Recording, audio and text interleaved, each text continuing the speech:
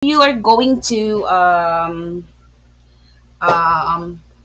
understand this picture.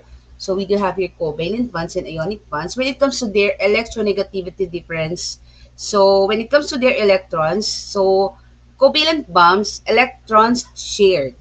So they are sharing electrons. Well, ionic bonds, electrons what? Transferred. So parang, I'm gonna throw it to you. So sa'yo na yan. So transferred na siya. When it comes to electronegativity difference, they are transferring their electrons. And then, okay, enable for you to really understand or to remember what are the differences, or if you're going to differentiate between ionic bond and covalent bond. So when it comes to ionic bond, metal plus non-metal.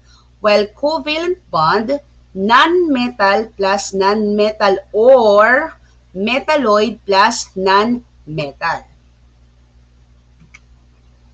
Okay, let us check or bring out your periodic table. So, what are the differences between metals, non-metals, and metalloids when it comes to periodic table?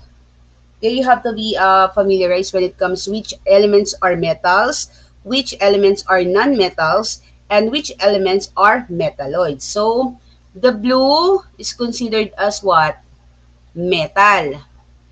And the green are metalloid, and the yellow is non-metal. So you have to be very careful because hydrogen is non-metal. Okay. The example here is sodium and chlorine. So if you're going to identify if it is a covalent or ionic, so sodium, when we say sodium, let's find sodium. So sodium is what? Blue is metal. While chlorine, okay, let's find chlorine. Where is it? So when chlorine is non-metal. So it means metal plus non-metal is covalent or ionic. So what it says here? Metal and non-metal, it means salt is ionic bond.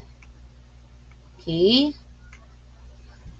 I have here some summarization when it comes to characteristic between ionic versus covalent. So when it comes to their property, types of elements involved. So when it comes to ionic compounds, metal and non-metal. While covalent is two non-metals. So what happens to electrons? Ionic, transferred. Covalent, shared. They are sharing. And then, when it comes to the state at room temperature, ionic, solid sila ha. Then, covalent is solid, liquid, or gas. Electrical conductivity in solution. So, we all know that ionic bonds, metal is considered one of the best conductor. Okay? While covalent does not conduct. Okay? That's one of its, okay, the characteristic of ionic versus covalent. So I hope that you really understand and you will be able to construct a ionic and covalent bond tomorrow. And my topic for the day is what?